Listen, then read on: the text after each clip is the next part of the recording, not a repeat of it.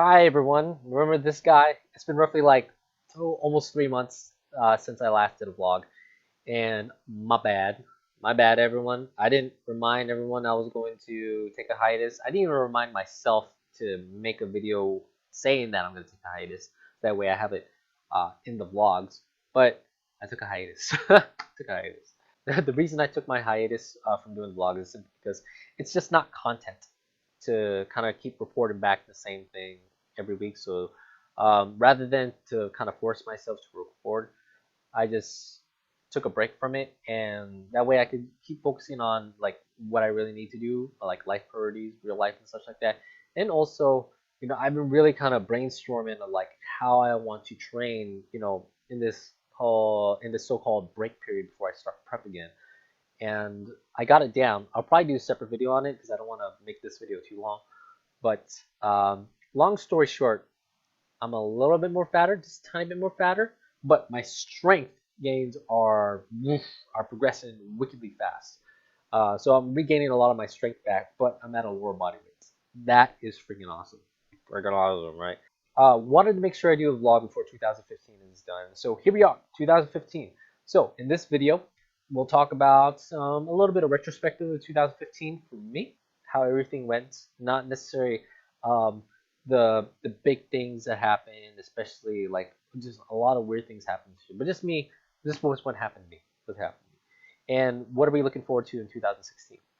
Okay, so the retrospect. So first things first. One of the things about me that I've always wanted to prove on is just me being a happier person. And so the moment like I started to realize like life started to be a little bit better for me was when I started actually exercising again. So back in 2008, and I know a lot of people would have these like weird resolutions, like, oh, dude, I'm gonna go to the gym and I'm gonna lose the weights. And I see people go to the gym for maybe like a month or two and they disappear off the face of the earth. But that's just like it's the same those same people doing those resolutions. I was one of those people doing the resolutions, but I wanted to make sure I do something more impactful for myself, and also remind myself that as long as you keep living life, that the next day will probably be a better day. I want to say the life will probably be a better day, but the next day is coming will make life a lot better. Because you get to experience something new every day. As long as you're not sitting at home playing video games, which there's always a new thing in the video game that you experience. But anyways, that's not what I'm talking about. My New Year's resolution, ever since that day, 2008, where I started exercising again, was just to be a happier me. And 2015 is just another year of me being a little bit more happy, just a little bit more happy. Can't really um, stamp it down in 1 year. It's just, life is going to improve, every step of the way. Not by a lot, unless like it's a big jump, say like, oh dude, I got married. Oh shit, I got a girlfriend. So not those big jumps. Haven't had those big jumps. It's just little stuff, tiny stuff.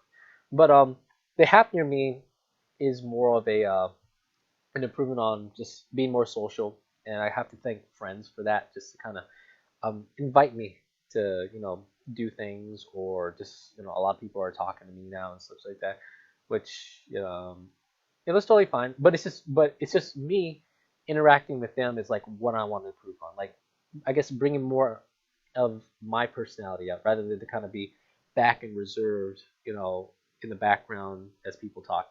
I actually wanted to I want to say practice. I actually wanted to be more vocal, and being more vocal means to just interact with more people, and that's what I've been doing in 2015, just being a little bit more sociable, and that itself kind of made me realize, hey, dude, there are some genuine people out there, because my family, or at least a lot of people like me, introverts, or a lot of people like me, specifically introverts, are just kind of taken back and don't really want to interact with a lot of people because uh, it's not worth the energy to interact with someone when you don't really know them, or they don't have some sort of meaning to you and stuff like that. So you tend to stray away from people, and that's why a lot of people like to live a private life. It's because things are good.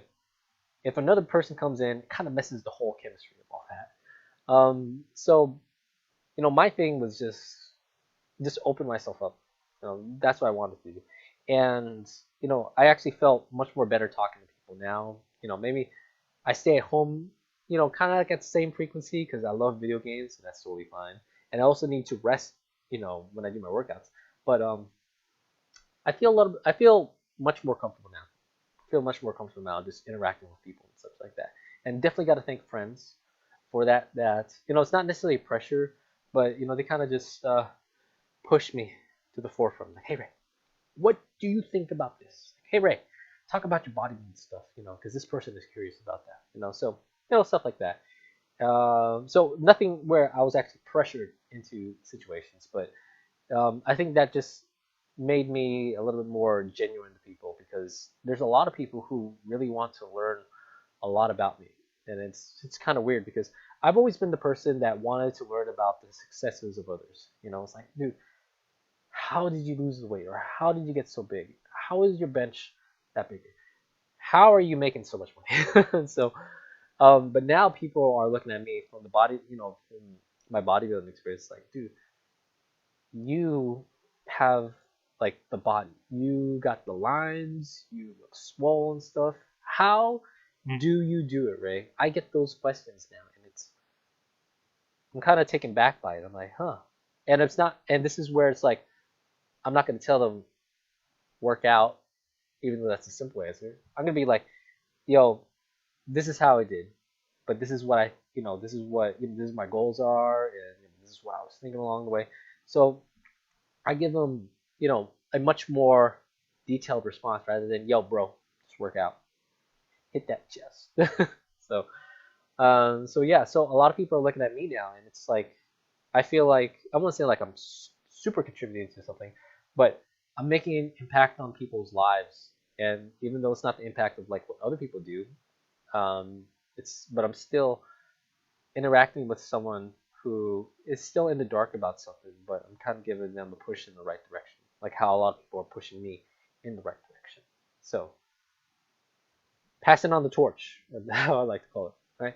So being a happier me, in this case, was just improving upon my social aspect, my introvertedness, just being a little more accepting of others.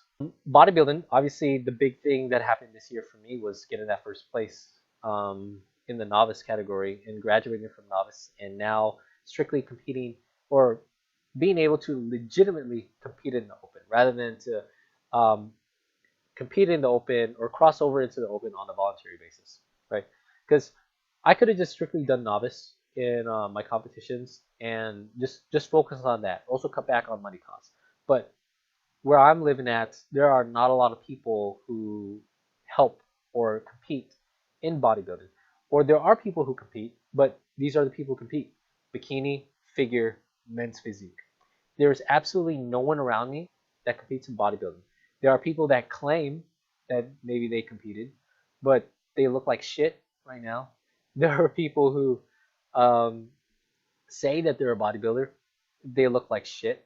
So here I am in the gym, not really talking, a lot because I really keep to myself. Because when I go into the gym, it's just about the workout. I really need to work on my squat, bench, and deadlift. That's all I'm thinking about in the workout. I don't really socialize a lot in the gym, but you know, I'm in the gym working out my ass off, so that way I'm trying to step out on stage with a lot more better physique.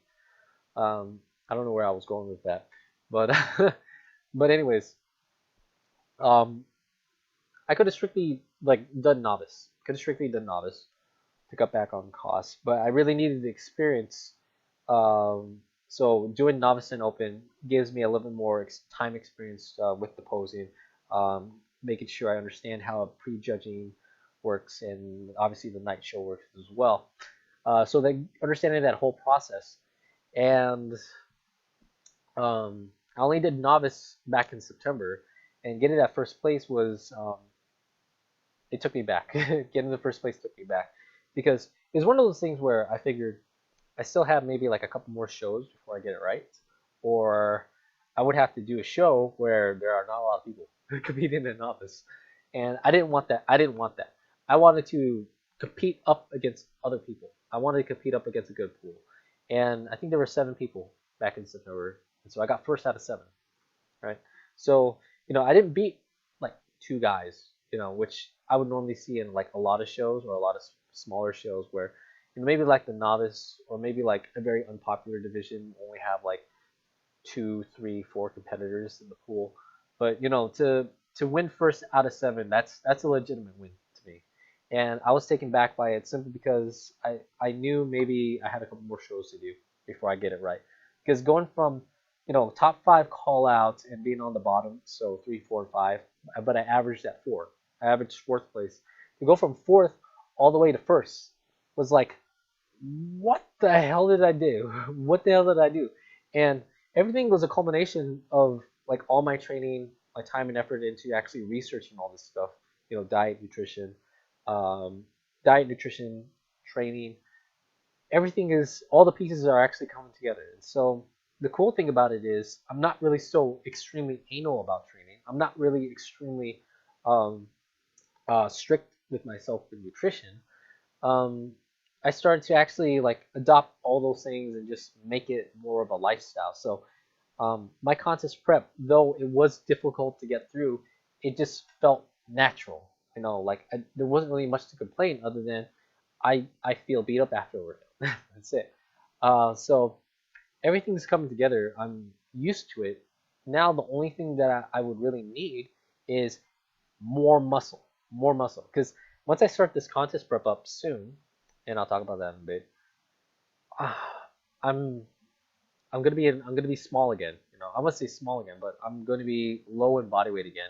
I figured that even though I could be on my bulk season right now, I just want to give it like one last go, one more chance, and another one, and another one. Okay, I hate that. So I want to give one last shot at competing, and then I want to just start bulking, straight up start bulking, be on a forever bulk. I want to come back to compete. I don't know when I'm like 35 or something, or come back to compete when I'm masters. Get a 7, 8 year bulk or something. Actually, wait, how old am I? Give me a second. Okay, okay. I'm young 30s, young 30s. Well, I'm gonna be turning 31 next year. So yeah, 9, 10, 9 years, 9, 10 years.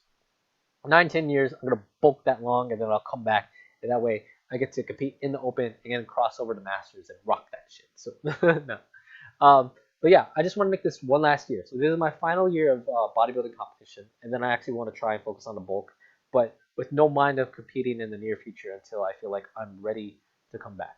Or if I feel like I get too big, I'll cut down, and then when I realize, hey, I'm pretty good, maybe I'll do a show after that. Maybe I'll do a show like after when I do a cut or something like that.